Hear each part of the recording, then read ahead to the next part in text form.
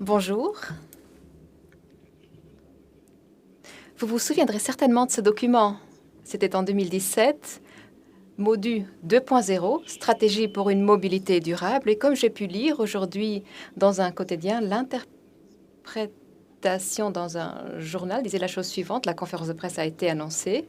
Et ceci, c'était la théorie, le document théorique, l'introduction du changement de paradigme et ce qui arrive maintenant, le PNM 2035, ce n'est pas le successeur du MODU 3.0, ce n'est pas ça. Non, c'est la mise en œuvre pratique de ce que nous avons défini de manière théorique dans ce premier document.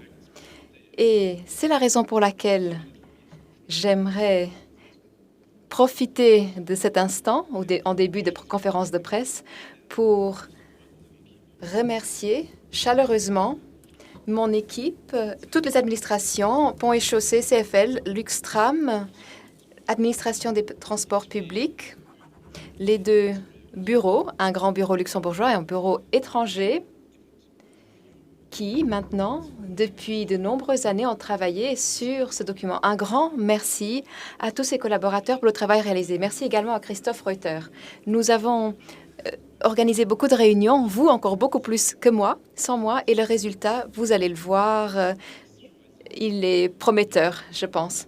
Et avec ce plan national de mobilité 2035, nous avons maintenant une feuille de route, une orientation, un chemin très concret qui sera adapté ensuite tous les 5 ans pour être toujours au point de la technologie, des connaissances les plus récentes. La mobilité, elle évolue constamment, tout comme le pays. Et le prochain gouvernement, quelle que soit sa forme, quelles que soient ses couleurs, quelle que soit la personne qui devienne ministre et qui occupe ce poste, trouvera ici une feuille de route qui lui sera utile pour naviguer et qui devra simplement être mise en œuvre. Comme je vous le disais, le MODU, la stratégie pour une mobilité durable, était la théorie. Maintenant, nous passons à la phase pratique, mise en œuvre de cette théorie.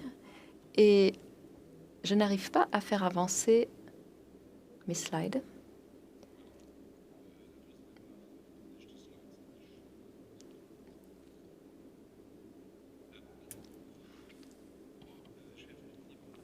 Alors, est-ce que quelqu'un pourrait m'aider? Cela me rendra la tâche un peu plus facile. En fait, comment doit se développer la mobilité d'ici 2035? Pour cela, il faut des données. Et ce sont les données que vous voyez à l'écran, les données de la croissance démographique, de la croissance économique du pays, des données pour comprendre comment évolue le Luxembourg au niveau national, dans les différentes régions, dans les communes, et ensuite voir ce qu'il faut entreprendre pour atteindre ce qui a été bien décrit dans la stratégie pour une mobilité durable, à savoir, l'idée, ce n'est plus d'essayer de rattraper et de courir derrière les problèmes en proposant des solutions, mais plutôt d'anticiper, en sachant dès aujourd'hui qu'en 2035, notre pays se présentera sous telle ou telle forme, et pour que nous réussissions à couvrir la demande de mobilité, nous devrons entreprendre certaines actions dans les années à venir pour que tout puisse fonctionner. Le plan national de mobilité constitue un changement de paradigme, à savoir, Vous voyez ici le scénario de croissance qui repose sur les perspectives de croissance du Statec. Vous le voyez, une croissance de 4,5% par an, 3%, 1,5% en moyenne, donc différentes valeurs. Et si nous atteignons ces scénarios de croissance, alors au Luxembourg, et je le souligne, nous aurons une demande accrue en mobilité, 40% de déplacements de plus en 2035 par rapport à 2017. Cela ne veut pas dire 40% de plus de déplacements en voiture, en train ou en bus. Non, il y aura une demande de mobilité accrue de 40%. Et comme nous l'avons défini ainsi dans notre stratégie pour une mobilité durable, à savoir nous voulons déplacer des personnes et pas des véhicules, nous voyons donc quels sont les besoins en termes de mobilité. 40% de mobilité en plus. Alors, vous pouvez peut-être me dire 4,5% de croissance au PIB, c'est peut-être un peu optimiste. Nous avons donc pris ici 3 valeurs. Et ainsi, en fonction de la vitesse de développement et de croissance au Luxembourg, nous aurons un peu plus de temps ou un peu moins de temps pour mettre en œuvre toutes ces actions pour réussir à faire face à ces 40% de déplacements en plus. Donc, si la croissance s'avère plus forte, les solutions peuvent être mises en œuvre quelques années plus tôt. Si elle est plus faible, elles peuvent être mises en place quelques années plus tard. Donc, ces données n'ont pas vraiment une influence sur ce qu'il faut faire. Pour vous donner une idée de la situation et pour vous montrer également que nous ne sommes pas en train de réinventer la roue, constamment, nous avons utilisé des études existantes. Nous avons travaillé en coopération avec plusieurs bureaux, un bureau national, un bureau étranger, qui nous ont donc aidés. Nous avons donc pu profiter de l'expérience nationale et de l'expérience étrangère. C'est optimal. C'est intéressant d'avoir le recul d'un bureau étranger, mais qui ne connaît pas nécessairement les spécificités locales. Donc, nous avons travaillé avec un bureau local également pour avoir cette perspective également et pour que le tout soit cohérent et adapté à la situation du Luxembourg. Sur ce graphique, vous voyez les régions de notre pays, des agglomérations. Vous me direz, ce n'est pas tellement surprenant, mais vous verrez tout à l'heure, quand on verra les chiffres, qu'il y a des éléments surprenants. La manière d'évoluer, ces agglomérations, la part qu'elles contribuent à la circulation. Vous voyez les 3 agglomérations que vous connaissez bien, la Nordstadt, la ville de Luxembourg avec la ceinture suburbaine, et le sud, Esch-Bellewaerde jusqu'à Differdange, donc toute la partie sud. Et vous avez 2 régions rurales. Région rurale sud, orientée vers Luxembourgville, et région rurale nord, orientée, et vous le verrez très bien, orientée vers la Nordstadt. Et puis, bien sûr, nous avons 3 régions transfrontalières, la France, la Belgique et l'Allemagne. Prochaine diapo.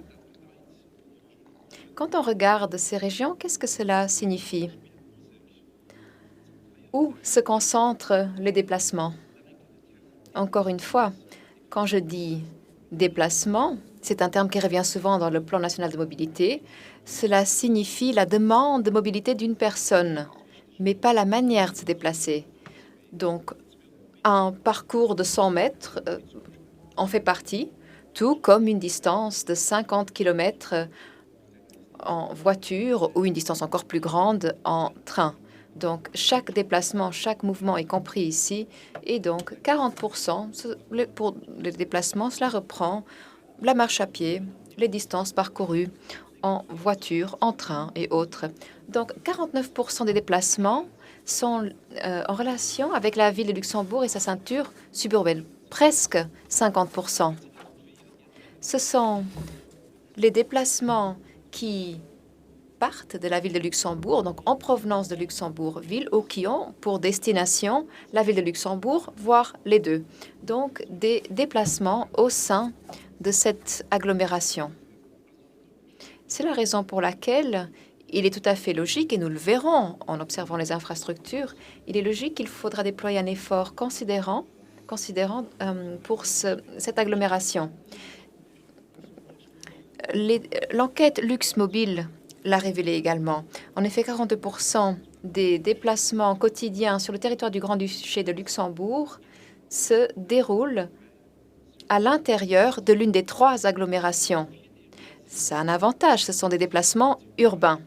Ce sont des déplacements urbains. Nous sommes un Luxembourg urbain. Et quand on parle de mobilité, nous parlons donc d'une mobilité urbaine. Cela a un avantage parce que cette mobilité urbaine est beaucoup plus facile à organiser, si c'est bien planifié, qu'une mobilité urbaine où la demande de mobilité est beaucoup plus diffuse, où il est beaucoup plus difficile d'organiser la mobilité. 24% de tous les déplacements se produisent en milieu rural. Et le milieu rural est moins densément peuplé. Et il faut en tenir compte, ce sont tout de même 24% de déplacements. Et là, bien sûr, il faut organiser la mobilité autrement qu'en milieu urbain parce que les besoins sont tout à fait autres. Ces déplacements sont différents. Bien sûr qu'il y a des déplacements courts, mais souvent ce sont des distances plus longues d'une localité à l'autre ou d'un village à un parking relais. Et là, il faut le savoir, la voiture joue un rôle beaucoup plus important en milieu rural qu'en milieu urbain. Et puis, s'ajoutent 20% de déplacements transfrontaliers, 20%. Pourquoi est-ce que je tiens à souligner ce chiffre, 20%? Eh bien, rappelez-vous, nous avons toujours dit au Luxembourg, il y a toujours eu ces préjugés au Luxembourg que nous avions un énorme problème de circulation et que c'était dû aux frontaliers. Non, cela représente 20%. Donc, 80% des déplacements, ce sont des déplacements internes, c'est-à-dire que nous devons faire nos devoirs ici, sur le plan national. Ces 20% sont très frappants, sont très faillants parce qu'ils se produisent aux heures de pointe. Mais encore une fois, les déplacements transfrontaliers ne représentent que 20% qui doivent être pris en compte, certes, mais 80% ce sont des déplacements internes ou sur le territoire ou nationaux. D'ici 2035, il y aura 3 défis à relever. Premièrement, il faut organiser les nombreux déplacements vers Luxembourgville et au sein de Luxembourgville de manière plus optimale, miser sur les alternatives, ne pas penser uniquement à la voiture, loin de là. Si vous regardez ce graphique, en haut, vous voyez la ville de Luxembourg, au conseil communal, je l'ai présenté, et il y avait un conseiller, en fait, qui me disait « Oui, mais le tram n'a pas été construit pour la ville de Luxembourg. Nous nous en sortions bien en ville sans le tram. Nous avons dû construire le tram à cause de tous ces déplacements vers Luxembourgville. Donc le tram aurait été construit pour le pays et qu'il ne jouerait pas de rôle pour les habitants de Luxembourgville. » Alors, regardez ce graphique, cette première colonne. Imaginons que nous n'ayons pas emprunté le chemin que nous avons emprunté. Eh bien, vous savez que ce serait très, très difficile aujourd'hui. Il y a eu un apaisement à l'intérieur de Luxembourgville et le tram a joué un rôle considérable. Premièrement, nous devons mieux organiser les déplacements à Luxembourgville et à l'intérieur de Luxembourgville, ne pas uniquement miser sur la voiture. Deuxièmement, nous devons non pas concevoir la mobilité de manière séparée dans les 3 agglomérations, mais proposer une offre globale. Si je prends la ville de Luxembourg, ça ne sert à rien que la ville de Luxembourg décide pour elle toute seule de mettre en place des solutions. Walferdinge aussi, Strassen ou d'autres de manière individuelle. Non, il faut que la ville de Luxembourg organise la mobilité avec les communes adjacentes. Et c'est vrai pour l'agglomération sud et nord. En milieu rural, il faut faire attention où l'on aménage des éléments parce que surtout en milieu rural, Si un développement se produit, il est extrêmement compliqué, comme je vous le disais, d'organiser la mobilité en milieu rural. Et donc là, il faut vraiment être attentif aux déplacements qui sont générés, tout simplement parce que c'est plus compliqué en milieu rural. Ceux qui pensent qu'on pourrait implanter des sites industriels, des lots résidentiels loin d'arrêt des transports en commun se trompent. Et penser que l'on pourrait trouver ensuite des solutions de mobilité, non, ce serait une erreur. Ce sont des erreurs que nous avons commises très souvent ces 10 dernières années. Non, il faut, au contraire, quand on développe quelque chose, il faut voir quelle est l'offre de transport en commun et pas créer quelque chose au milieu de nulle part. Alors, quand je raconte tout cela, on peut avoir l'impression que c'est un travail de titan qui nous attend. Comment y arriver? Mais, et vous le voyez sur cette diapo, c'est une opportunité. C'est une opportunité que la majorité des déplacements aient lieu dans des agglomérations ou entre agglomérations, parce que cela, je ne dirais pas que ça nous rend la vie plus facile, mais cela devient réalisable.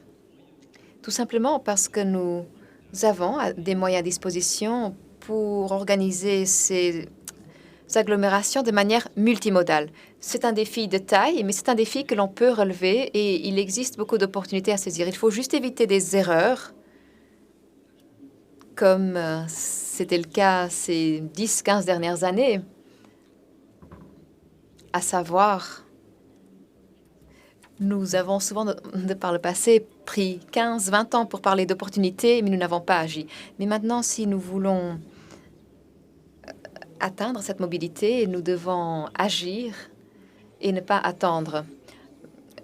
Parce que se passerait-il si nous poursuivions sur cette ancienne logique, à cet ancien rythme? Comment faire face alors à 40% de déplacements en plus, tel que constaté dans nos études à ce moment-là? Notre économie, notre société serait plus que grippée. Et autre question, comment ralentir la croissance économique au Luxembourg? Parfois, cette question se pose. Eh bien, si on s'engageait, si on faisait les choses comme avant, c'est ce qui se produirait. Alors, quelles sont les opportunités? Elles sont au nombre de 5. Comme partout au monde, au Luxembourg aussi, les gens aiment des offres de transport de qualité. S'il y a des pistes cyclables, les gens les empruntent. Donc, à chaque fois qu'il y a une piste cyclable de qualité qui est aménagée, elle est utilisée. S'il y a des chemins piétonniers de qualité, ils sont utilisés. Les Luxembourgeois ne sont pas différents des autres pays. Donc, nous devons arrêter de trouver des solutions tièdes, des alternatives tièdes à la voiture, en espérant qu'il y aura ensuite quelques personnes qui emprunteront ces solutions-là. Non. Nous devons veiller à ce que les alternatives soient tellement de qualité qu'on ait envie de les utiliser, que ce soit un plaisir de les utiliser. Pourquoi est-ce que le tram a été un tel succès? Pas simplement parce que la ligne a du sens, mais parce que le tram présente une haute qualité, que ça fait plaisir de prendre ce tram. Et beaucoup de personnes qui prennent le tram aujourd'hui n'auraient probablement jamais pris un bus auparavant, ne se seraient jamais intéressées au transport en commun, mais aiment prendre le tram parce qu'elles estiment que la qualité de ce mode de transport, que ce soit l'offre, les cadences, le tronçon, tout fonctionne bien et c'est ce dont nous avons besoin. Deuxièmement, et c'est une bonne nouvelle, la popularité du vélo. C'est une opportunité immense. Parce que les gens veulent avoir des modes de transport individuels. L'être humain est ce qu'il est, individualiste. Il a envie de se déplacer de manière individuelle. Mais de par le passé, quand on pensait au mode de transport individuel, on pensait uniquement à la voiture. Et personne ne se disait que le vélo pouvait être un mode de transport individuel optimal, surtout pour parcourir de courtes distances, qui représentent d'ailleurs la moitié de tous nos déplacements. Nous y reviendrons. Alors, pour que ce soit bien clair, nous n'allons forcer personne à prendre le vélo, mais il, il, il faudrait que ce soit possible de prendre son vélo et accéder partout, se sentir en sécurité, d'avoir à sa disposition des infrastructures et d'avoir envie d'utiliser ce mode de transport. Troisièmement, la capacité des transports en commun. Elle sera augmentée de manière considérable d'ici 2035. J'aborderai quelques projets. Certains sont connus, d'autres sont nouveaux.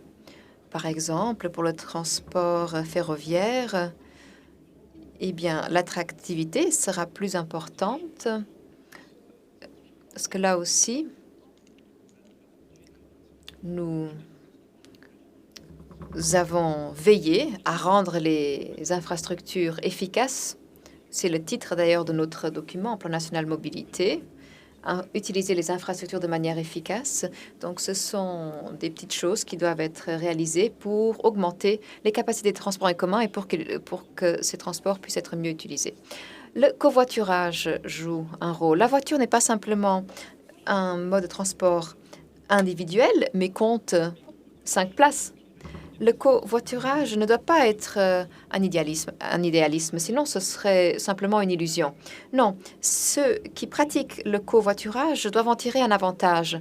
Et donc, ce n'a pas de sens non plus de miser uniquement sur le covoiturage partout, mais cela peut être intéressant sur certains axes où nous pouvons créer des avantages pour ceux qui se décident pour ce mode de déplacement. Et à ce moment-là, au Luxembourg, ce ne sera pas différent que dans d'autres régions du monde où cela a été testé. À ce moment-là, en covoiturant à 3 à 4 en voiture, il sera possible de dépasser les autres voitures.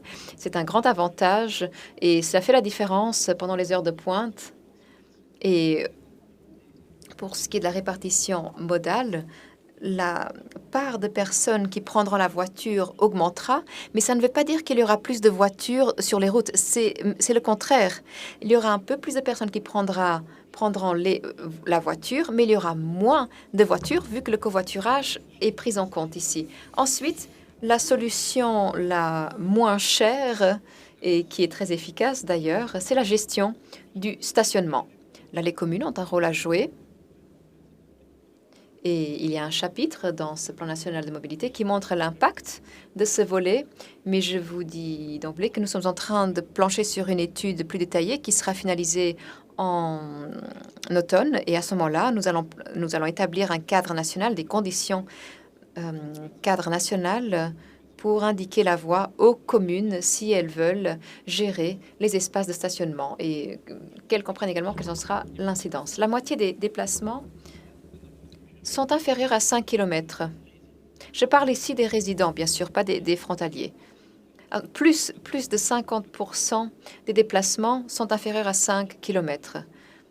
Alors, si c'est le cas, je pense que nous sommes tous d'accord pour dire que des distances jusqu'à 5 km, que pour ces distances-là, nous n'avons pas besoin d'un véhicule qui a plusieurs PS. Une voiture, c'est un excellent mode de transport, mais qui n'a pas été développé pour des déplacements entre 1 et 5 km. Pour cela, il y a des modes de transport beaucoup plus efficaces et nous prenons encore beaucoup trop souvent la voiture pour des distances courtes. Et justement, ici, il y a un potentiel énorme à saisir pour la mobilité urbaine. En fait, avec très peu de moyens, parce que si j'investis dans le vélo, dans les infrastructures du vélo, le coût n'est qu'une fraction de ce que je devrais investir si je devais investir dans une voie destinée au transport motorisé. Ce sera moins cher et cela rend nos villes, nos localités beaucoup plus agréables. J'en arrive à la prochaine diapo où la répartition modale vous est présentée. Grâce à l'enquête LuxMobile, nous avons pu étudier comment il faudrait changer nos habitudes pour qu'en 2035, nous ne soyons pas simplement mobiles, parce que nous risquons d'être immobiles, mais pour que la mobilité soit agréable. Ces objectifs minimums sont nécessaires, sont ambitieux et sont réalisables. Alors, il y a des projets connus, des projets à venir, des projets qui s'ajouteront. Pour résumer, Qu'est-ce que cela signifie pour tout un chacun? Plus un déplacement est court et en milieu urbain, moins il faudrait prendre la voiture à l'avenir. Et je l'ai dit au début, c'est une opportunité parce que justement notre mobilité est grandement urbaine. La tâche de l'État et des communes est celle de créer des alternatives attrayantes et de qualité. Est-ce révolutionnaire? Non, bien sûr que non. Parce que quand nous partons en vacances, nous aimons bien visiter des villes, des espaces urbains qui offrent une bonne qualité de vie et où ces conditions sont toutes remplies. Prochaine diapo. Je vais vous évoquer les différents réseaux de transport, ce qui est de plus important. Et d'ailleurs, on retrouve là les changements de paradigme, à savoir que nous voulons transporter des personnes et non pas des véhicules, c'est-à-dire que nous voulons un seul réseau de transport multimodal, qu'il s'agisse d'une route, qu'il s'agisse d'une piste cyclable, peu importe. C'est vraiment un réseau de transport multimodal qu'il nous faut, que l'on puisse emprunter avec quelques moyens de transport que ce soit. Donc, tous ces réseaux doivent être vus et planifiés, non plus de manière individuelle, mais mes équipes ont très bien réussi à le faire, c'est d'arriver à une approche transversale, de dire vraiment que nous sommes tous un élément de la solution de la mobilité. C'est-à-dire que les ponts et chaussées, les planificateurs, les CFL, etc., ont ensemble regardé comment nous pouvons créer ce réseau multimodal, à ne plus regarder les choses individuellement. Donc, il faut planifier ensemble pour obtenir un ensemble cohérent et qui corresponde à la demande des usagers et des pôles d'échange. Pourquoi est-ce que cela marche aussi bien? Par exemple, l'échange de la gare de Pfaffenthal est formidable. On permet le passage d'un mode à un autre. Cela vaut à grande échelle, par exemple, la distribution des parkings relais, on va en rajouter quelques-uns, mais également à petite échelle. Mersch, pourquoi avoir choisi Mersch? Eh bien, parce qu'il s'agit d'une agglomération au centre du pays qui présente une des meilleures offres en transport en commun. Vous avez une offre formidable qui va encore être améliorée avec le parking relais à côté de la gare, par exemple. Mais donc, regardez cela, petite échelle. Quelqu'un qui habite à Mersch, vous avez, en moins de 10 minutes à pied ou en vélo, vous atteignez la gare. Donc, vous y trouvez l'une des meilleures offres très confortables. Donc, 10 minutes à pied ou à vélo. C'est le bout de chemin qui manque et c'est donc un excellent exemple pour vous montrer comment la commune de Mersch a pour objectif de faire en sorte que les chemins pédestres soient sécurisés pour que cela fasse plaisir d'aller de chez soi à pied jusqu'à la gare. Venons-en au réseau de chemin de fer. Il y a beaucoup de projets qui sont soit en cours de réalisation, qui sont presque terminés. Moi, j'aimerais mettre l'accent sur des nouveaux projets qui vont avoir un énorme impact et qui vont venir se rajouter aux nombreux projets qui sont planifiés. C'est vraiment la pierre angulaire de notre solution de transport en commun. Donc, nous avons identifié, devrais-je dire, 14 projets et je vais vous en citer 3. D'abord pour le sud, la ville de Differdange. Aujourd'hui, si vous voulez aller au train de Differdange jusqu'à la capitale, qu'est-ce qu'il faut faire? Soit on retourne vers Pétange, là on prend le train pour aller à direction d'Yparche pour le Lange et puis la ville. C'est pas très logique. Ou alors, de Differdange, vous devez faire un énorme détour via Esch et Bettembourg. Pas de changement, mais ça prend beaucoup de temps.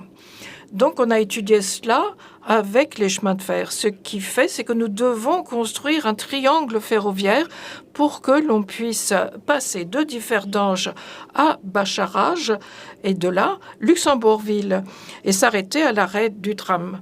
Les utilisateurs gagneraient 15 à 20 minutes. Rien qu'avec ce triangle ferroviaire qui certes représente un investissement qui n'est pas gigantesque mais qui doit être réalisé, cela impacte positivement Differdange, Niederkorn, toute cette région à qui l'on va offrir la possibilité de se déplacer beaucoup mieux. Et comme le réseau des CFL, une fois que la gare de Luxembourg sera terminée, eh bien, le terminus, ce ne sera plus Luxembourgville, mais vous pourrez aller au-delà, à Mersch directement. Donc, une offre beaucoup plus importante pour traverser le pays par rapport à ce qui peut être fait actuellement. Deuxième grand projet, la transformation de la gare de Ulrich. Vous savez où elle se situe actuellement. C'est une gare où maintenant ne s'arrêtent que les trains de Kleinbettingen. Cette gare va se situer sur la route d'Esch avec ce pont qui doit être rénové et il n'y aura pas que les trains qui viennent de Kleinbettingen qui s'y arrêteront, mais également de Pétanche et Differdange, donc un arrêt de plus.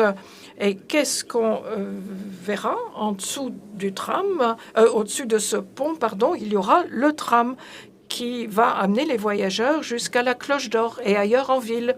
Et cela de manière très confortable. Donc, transformation de la gare de Ulrich, quand ce sera terminé, la ville de Luxembourg n'aura plus que 3 gares. Maintenant, il y en a 2,5. Bon, 3 sont prévus. Mais une 4e vraie gare, un vrai pôle d'échange viendra s'ajouter pour assurer l'attractivité de cette ceinture urbaine. Et puis, il y a, comme 3e projet, ça a déjà été présenté lors d'une conférence de presse, le déplacement et le renforcement de l'antenne de Diekirch. Et il y aura d'autres projets. Je ne vais pas entrer dans le détail parce que c'est connu. Mais tout comme pour la route, il nous faut pour le chemin de fer utiliser les réseaux de manière efficace, de petites adaptations qui auront un grand impact. Le réseau tramway, vous connaissez, le succès est fulminant, 75 000 usagers quotidiens de lundi à vendredi. Donc le succès est indiscutable. Lorsqu'en 2013 j'ai commencé, j'ai dû me battre pour faire accepter cette idée de cette première ligne maintenant. Je dois me battre pour expliquer aux gens qu'il ne peut pas y avoir de tram partout. Donc succès, oui. Pourquoi? Parce qu'il y a la qualité. Vous les connaissez, ces arguments. Jusqu'en 2035, nous prévoyons 4 extensions. La première, vous la connaissez, c'est Cloche d'Or et Findel, on va les terminer. Ensuite, une ligne pour les quartiers nord du Kirchberg, donc direction RTL, en passant par le boulevard Adenauer, passant par Ulrich et jusqu'au Park and Ride à l'ouest de Luxembourgville. Et une ligne Bouillon, passant par le boulevard de Merle, jusqu'au CHL et de là, le nouveau quartier autour de l'ancien stade, également en direction Kirchberg. Et je l'ai déjà indiqué, le pôle d'échange Ulrich, Villal, route d'Esch, pour aller jusqu'à Leudelange.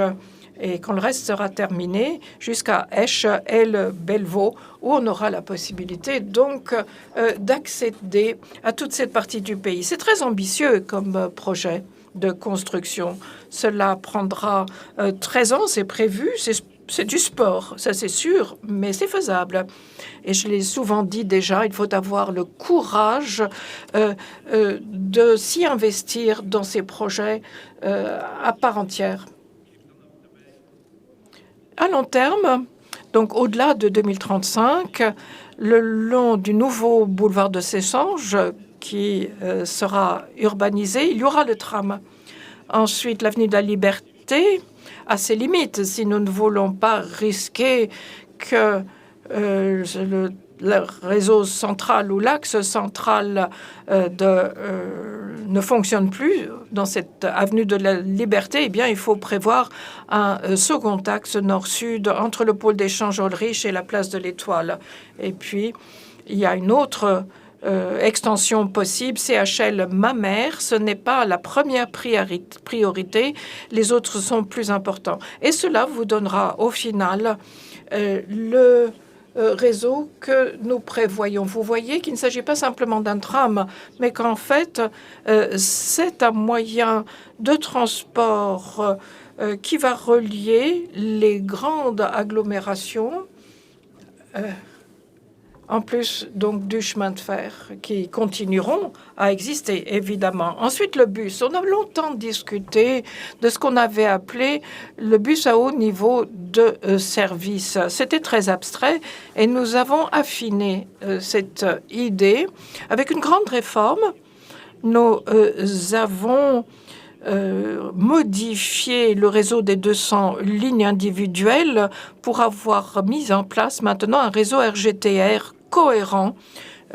La dernière phase est sur le point d'être finalisée, mais ça ne veut pas dire qu'on ne peut plus rien changer. Il est évident que ce réseau doit encore s'adapter à la réalité changeante. Le problème pour le bus à l'avenir, c'est qu'il n'a d'avantage que s'il n'est pas coincé dans un embouteillage. Mais où est-ce qu'il y a ces embouteillages? C'est à l'entrée, dans les traversées des agglomérations et surtout dans les 3 grandes agglomérations dont nous avons parlé. C'est la raison pour laquelle nous allons créer des corridors à haut niveau de service. Donc c'est un corridor où le bus, de manière générale, aura priorité sur les grandes lignes. Il est évident qu'il n'y aura que le bus dans ces couloirs, ce qui fait que nous allons ajouter de la qualité pour les usagers qui vont atteindre leur destination plus rapidement, vont pouvoir se déplacer mieux qu'actuellement. Alors, le réseau piéton, j'étais heureux de voir qu'il y a une association qui a été créée qui défend les droits des piétons. Et effectivement, il reste beaucoup à faire. Comme je l'ai dit, nous aimons aller en vacances là où on peut marcher, où on peut se promener. Mais alors, il faut que ce soit beau et agréable. Ça ne sert à rien d'avoir chaque troisième déplacement qui soit fait, même si c'est de quelques centaines de mètres, de prendre la voiture. Alors, si on veut changer cela, parce que cela n'a pas de sens, de voir à chaque fois que nous construisons un nouveau quartier, un quartier résidentiel, de prévoir un sentier agréable, un chemin agréable. Vous regardez ici comment nous avons prévu cela avec les trottoirs traversants.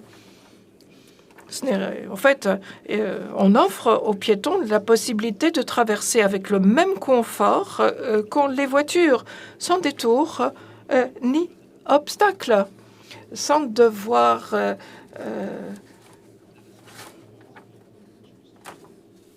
avoir sur sa route des obstacles, devoir monter et descendre les trottoirs, etc.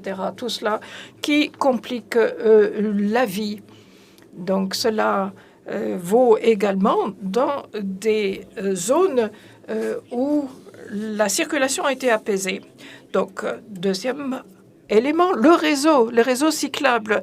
Le vélo doit devenir un mode de transport individuel à part entière. Et d'ailleurs, toutes les études à l'étranger nous le montrent. Le vélo doit pouvoir accéder partout. Qu'est-ce qu'il faut comme prémisse, et c'est la plus importante, c'est d'avoir une infrastructure séparée.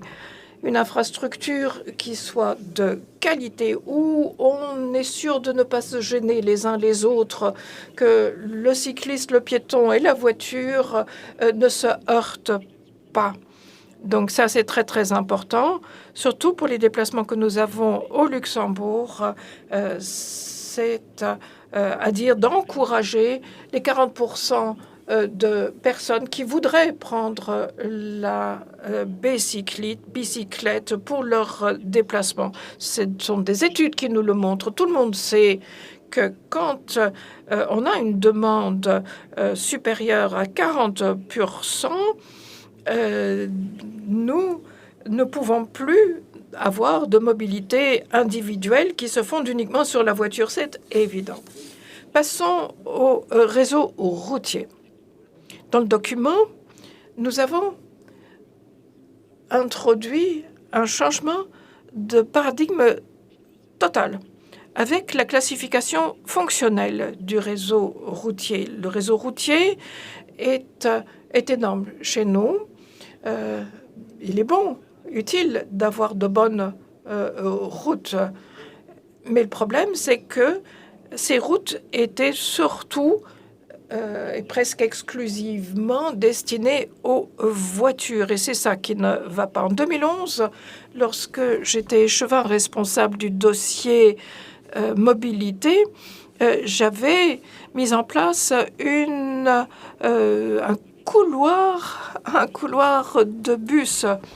Et on me montrait des bois. On disait, mais c'est pas possible que cet imbécile donne une voie qui était destinée aux voitures, qui soit maintenant réservée aux bus. C'est pas possible.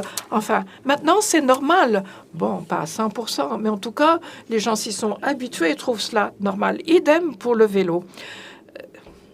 Je prends l'exemple de pistes cyclables et cyclistes, parce qu'il y a eu des changements de mentalité. En 2006, par exemple, sur la passerelle entre la gare et la ville, il y avait un chantier et il y avait suppression d'une voie. Et mon directeur à l'époque avait dit, mais en fait, ça fonctionnait très bien avec 2 voies pour la voiture. Si on réservait cette voie après les travaux, si on la réservait aux bicyclettes, au vélo, eh bien, idée géniale. Mais j'ai dû défendre cette idée aussi bien au Parlement qu'à la télé, que dans la presse, etc. Il y a eu des questions communales, questions nationales, etc. Quel scandale! Pendant 2 ans, pendant les travaux, la voie n'avait pas été utilisée par les voitures et maintenant, j'osais prévoir cela pour les vélos. Scandale. Nous voulons changer cela avec ce changement de paradigme. Bien sûr, chaque tronçon de route a sa fonction. Il y a là où la voiture circule et je ne fais pas de politique contre la voiture, mais il faut que ces différents moyens de transport soient à égalité de droit. Vous trouverez le tout dans la brochure. Je vous y renvoie. Mais la classification fonctionnelle, donc, je vous l'ai dit,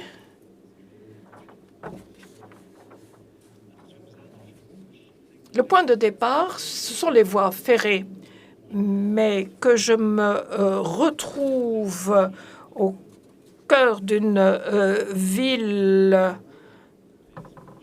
piétonne, par exemple, ou ailleurs, ça joue un rôle. Il est évident que c'est un élément clé et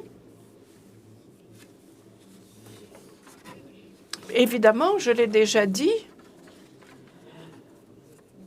chaque tronçon de route, je le disais, a sa fonction et il faut continuer à pouvoir circuler en voiture d'un endroit A à B. Alors,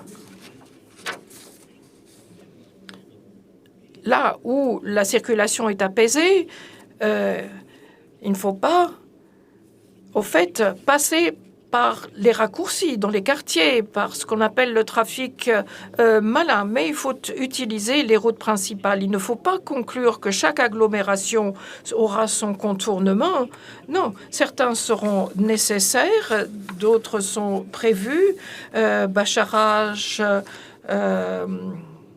Espérange, mais parfois de petits changements, et vous le verrez en ville, auront un grand impact. Et donc, nous arriverons, je pense, à apaiser beaucoup de tronçons pour pouvoir apaiser les centres-villes. Si maintenant nous pensons au trafic de passage et si nous l'avons sur les axes principaux et s'il ne passe plus à travers les centres des localités, à ce moment-là, le reste des rues en agglomération peuvent être utilisées de manière beaucoup plus urbaine. Et c'est justement, la priorité n'est plus la même qu'aujourd'hui. Aujourd'hui, l'on se dit parfois comment circuler le plus rapidement en voiture. À l'avenir, la voiture pourra encore accéder à chaque endroit, y compris au sein des localités.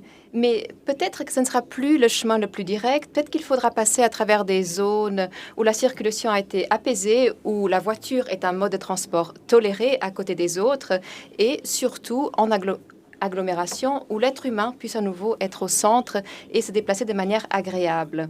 Donc ce sont des routes qui se prêtent bien à un apaisement du trafic, où le bus, le vélo et le piéton auront un rôle beaucoup plus important à jouer comparé à la situation actuelle. Le vélo, en faire le deuxième mode de transport individualisé pour que l'on puisse se déplacer de porte à porte, de localité à localité, partout dans le pays.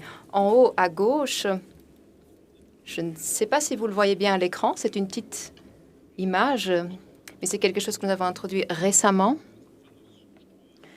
La piste, la route cyclable, en fait, ce sont des routes hors agglomération qui ne sont plus vraiment utilisées par la circulation dense et qui peuvent être conçues de manière tout à fait différente. Comme vous le voyez ici à l'écran, le vélo peut se déplacer dans les deux directions. La voiture peut emprunter cette route également, mais doit se comporter autrement. La vitesse est limitée à 50 km/h.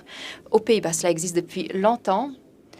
Et cela peut constituer une bonne solution quand on ne veut pas construire de grandes infrastructures, quand ce n'est pas toujours nécessaire. Et si l'on dispose de telles routes, on peut donc penser à de telles routes cyclables. Et comme en agglomération ou hors agglomération, il y a beaucoup plus d'espace, on peut donner d'autres possibilités au vélo.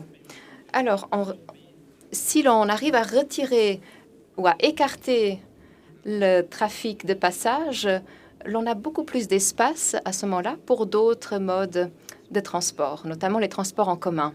Donc, l'idée, c'est d'écarter ce trafic de passage. Le bus n'est plus coincé dans les bouchons. Et vous vous souviendrez peut-être, quand nous avons présenté le projet Ettelbrück-Diekirch, toute cette idée des filtres modaux que nous souhaitons intégrer pour apaiser la circulation dans les agglomérations, qui permettent ou qui font prendre des détours à la voiture qui peut accéder à tout, mais qui doit parfois prendre des détours. Qu'est-ce que cela signifie? Je vais vous donner un exemple. Dans la brochure, vous allez trouver des cartes de tout le pays.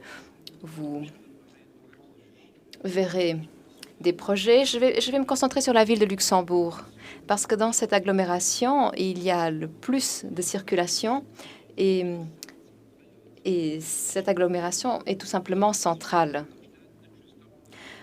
Les mesures de la ville de Luxembourg ne profiteront pas uniquement aux habitants de Luxembourgville, mais également à toutes les personnes qui viennent à Luxembourgville pour y travailler ou qui se rendent simplement en ville.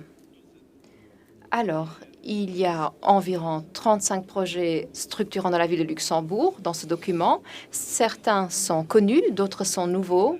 Et de toute façon, le plan national de mobilité n'a pas vocation non plus à éclairer tous les projets, mais il s'agit plutôt de faire une mise en cohérence et de vous montrer les principaux projets, de vous montrer également les pièces qui manquent à ce puzzle.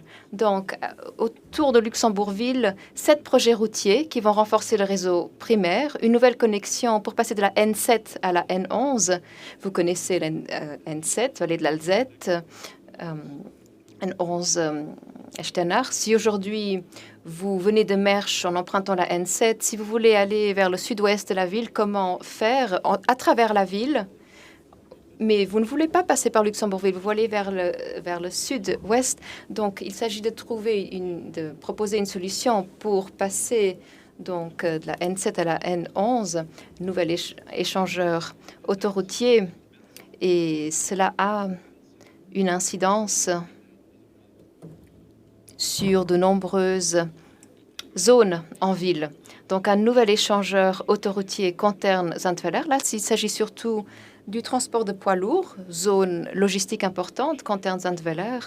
Ensuite, le contournement d'Alzingen, vous le connaissez. Le boulevard de Sessange, le boulevard de Merle. Ce sont 2 grands boulevards qui sont importants, pas simplement pour le transport, ce sont également des routes de raccordement. Merle, Sessange, ce sont les quartiers en ville qui vont connaître une croissance importante. Ensuite, une nouvelle connexion route d'Arlon-Échangeur à 6, donc à l'ouest de la ville, où il y a des problèmes bien spécifiques. Nous allons modifier des échangeurs, construire un parking relais, et puis le tram plus tard. Donc, il y aura une mobilité tout à fait différente côté ouest de la ville de Luxembourg, où pour l'instant, il y a une concentration de zones d'activité.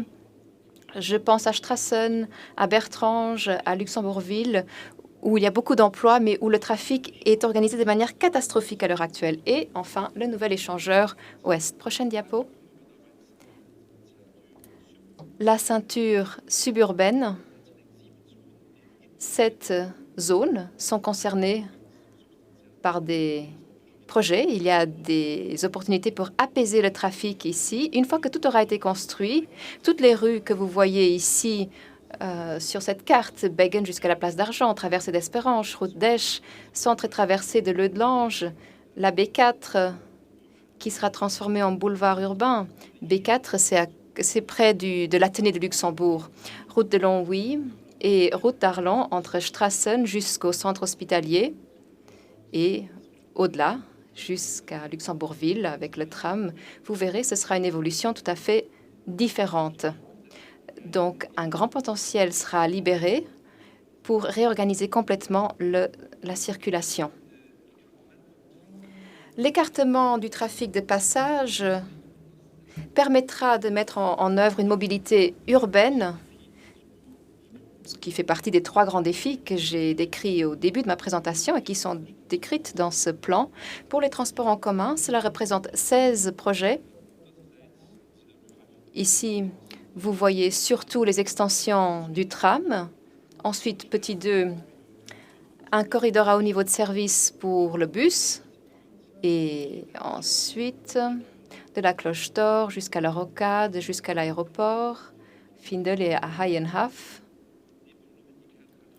Donc, ne comparez pas non plus cette carte avec une carte routière classique de la ville de Luxembourg. Les cartes que nous vous montrons ici ne montrent que la partie du réseau qui est étatique et qui est important pour pouvoir réaliser tout ce que je viens de vous décrire.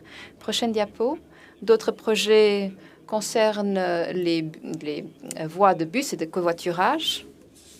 Comme je vous le disais, le covoiturage n'a du sens que si je donne un avantage à ceux qui veulent emprunter ce mode de transport. Vous le voyez ici au 14, entre Bouillon et le nouveau boulevard de Merle. Nous allons reculer un petit peu le Bouillon qui sera concentré auprès du nouveau pôle d'échange. Donc, il y aura toute une autre interaction avec le tram. Et au point 15, vous voyez un pôle d'échange avec parking relais ouest pour toutes les voitures qui viennent de l'ouest pour pouvoir les accueillir et faire en sorte que les gens prennent le tram. Ensuite, le vélo, lui aussi, a besoin d'infrastructures.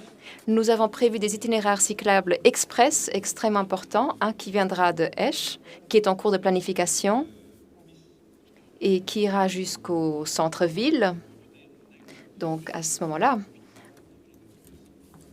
comme nous allons construire la piste cyclable express, Nous n'allons pas simplement dire que nous, Luxembourg-Ville, pourrons arriver jusqu'au nord de la ville et les autres pourront se débrouiller. Non, nous allons construire cet itinéraire de manière à ce qu'ils puissent accéder au centre-ville, au cœur de la ville, et l'administration des ponts et chaussées est en train de plancher sur ce dossier. Ensuite, un itinéraire cyclable du Delange qui pourra profiter bien sûr des mêmes infrastructures que nous allons construire de toute façon pour la piste express provenant de Esch. Et au nord, le projet que vous connaissez, donc du nord, Pfaffenthal, vallée de l'Alzette, jusqu'à la Nordstadt. Donc l'idée, c'est de gérer tous ces flux avec des pistes cyclables rapides. Le processus du plan national mobilité, ce n'est pas un produit fini. C'est un outil pour planifier la mobilité au Luxembourg et le Conseil de gouvernement l'a adopté le 30 mars 2022. Nous allons maintenant tourner notre regard vers les 15 prochaines années et faire un état des lieux tous les 5 ans pour que ce plan puisse être ajusté, adapté en fonction de l'évolution de la croissance économique et du pays. Il faut comprendre également que cette brochure ne décrit pas chaque problème local de mobilité. Ce n'est pas sa vocation. Cette brochure montre nos grands problèmes de mobilité et bien sûr, les communes, pour des spécificités locales, gardent leurs responsabilités et doivent les assumer. Et en fait, nous voulons créer un cadre national pour atteindre une cohérence nationale dans le domaine de la mobilité. Et c'est la raison pour laquelle nous allons continuer à travailler en ce sens au ministère avec les différentes administrations et avec les communes. Parce que pour les détails que vous allez retrouver, je pense que dans ce document, la presse, le public pourront s'y intéresser pendant des heures. Il y a tellement de détails. Et beaucoup de choses ont déjà été discutées avec des communes, d'ailleurs. Pour vous donner quelques exemples, une entrevue avec la commune de Esch, Luxembourg-Ville, bien sûr. Donc, nous avons discuté avec toutes les grandes agglomérations, Differdange, les communes du Val de l'Alzette, les communes de la Nordstadt. Et tout ce travail se poursuivra, évidemment. Et dernière diapo, vous me connaissez. Moi, j'aime bien le travail sur le terrain. Et je suis prêt à relever ce défi. Je vais maintenant faire une tournée à travers le pays, 10 réunions à travers le pays. Il y en a 10 au total, 10 rendez-vous. La première réunion, lundi prochain, le 25 avril, Luxembourg-Ville au Tramchap, qui sera diffusé en direct. Les autres, non, mais ce premier, oui. Et pendant ces présentations régionales, nous allons bien sûr présenter le cadre national. Et chaque soir, nous pourrons entrer dans le détail régional, local, pour montrer concrètement ce que nous voulons mener à bien dans les différentes régions et pour en discuter avec le public. En tout cas, merci pour votre patience. J'ai essayé d'être bref, de vous présenter ce document tout de même détaillé et j'espère avoir réussi en partie. En tout cas, merci et je suis maintenant à votre disposition si vous avez des questions.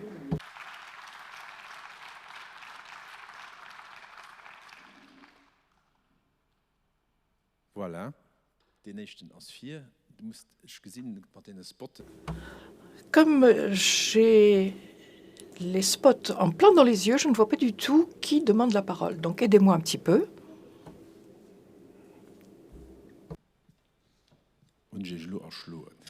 Oh. Vous n'en pouvez plus, je vous ai assommé. Inaudible comme réflexion dans la salle.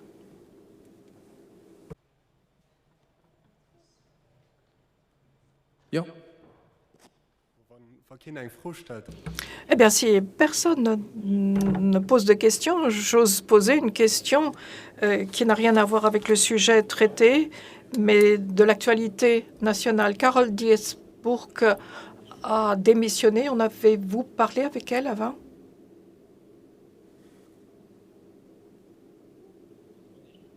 D'abord, je tiens à dire que vous pouvez imaginer que ce n'a pas été simple pour moi de me concentrer sur cette conférence de presse alors que c'est mon dada.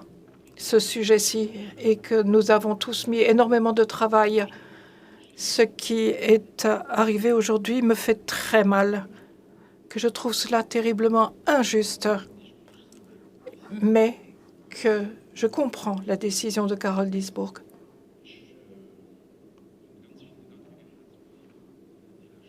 J'ai beaucoup pensé à elle ces dernières heures. On en a beaucoup discuté ensemble. Bien sûr, on en a parlé.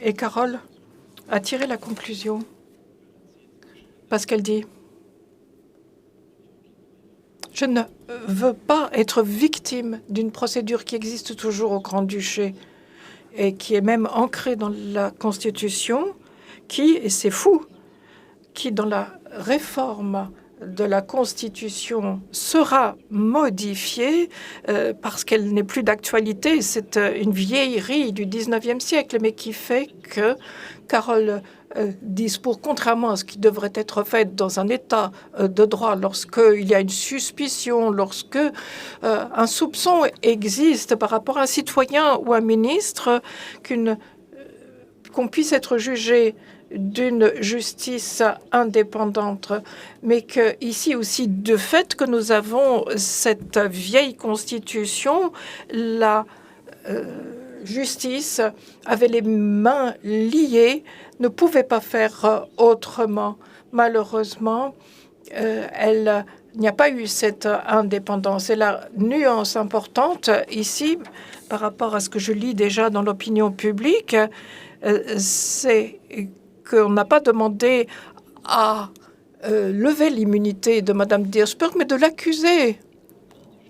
Et ensuite, les tribunaux en seraient saisis. Le dossier, qui est quand même sous le secret judiciaire, qui a été élaboré par notre justice indépendante, que ce soit une instance politique qui prenne ce dossier, l'étudie et décide qu'il faudrait accuser Mme Diessbourg. Mais je ne comprends pas cela. Mais ce que je comprends par contre, c'est que Mme Diessbourg ne veuille pas suivre cette voie-là. Elle n'a rien à se reprocher, c'est-elle dit. Elle veut la transparence et je suis persuadée de son innocence. Mais, dit-elle, je veux avoir le droit d'être traité comme un citoyen dans un état de droit. Je suis à la disposition de cette justice, mais il n'appartient pas au Parlement d'être juge. Le parquet doit respecter la Constitution. Cette Constitution dit actuellement qu'il n'y a qu'une seule instance qui puisse accuser un ministre, c'est le Parlement. Nous avons en 2012 et déjà avant eu des exemples du type et on a toujours dit mais il faut changer cela. Et c'est dans le projet de texte de la nouvelle Constitution. Mais ici, il aurait fallu l'appliquer. Mais chacun membre du Parlement, lorsqu'on a discuté de cette réforme, il y a eu consensus, à l'exception d'un petit parti qui est opposé. Mais tout le monde estime que cette procédure est vieillotte, qu'elle est dépassée, qu'elle n'a pas sa place dans un État au XXIe siècle. Il est évident qu'un ministre doit être jugé tout comme n'importe quel quidam, mais il n'appartient pas au Parlement de se porter juge. J'en ai donc gros sur le cœur, mais je comprends sa décision.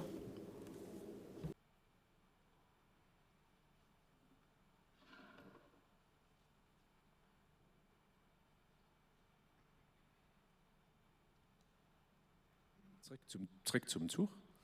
Pour en revenir au train.